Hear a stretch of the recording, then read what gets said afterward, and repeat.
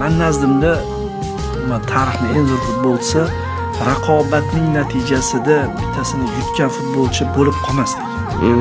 Ularning davri va Ronaldo, Messi deb eslanadi. Hatto Ronaldo ko'pincha birinchi gapiriladi, hali tilga onsor. Messi Ronaldo emas, Ronaldo Messi. Ronaldo Messi davri deydi-yu, ko'pincha. Ko'pchilik ataylab e'tibor bergan. Men shunaqa qilsam, yo boshqalar ham shunaqa ekan. Demak, bu ikkalasi qoladi. Oltin to'p, jahon chempionligi, bu narsalar muxlislar o'rtasida shu avlod ertaga qariydi-da, o'sha davom etib ketaveradi. Keyin YouTube bor, ijtimoiy tarmoqlar to'lib yotib payt yana nimalardir chiqadi. Hammasini bir-biriga ko'rsatib, bu tortishuv davom etaveradi bu yerda. Bu havada gidilmez, güneşli günde gidilmez.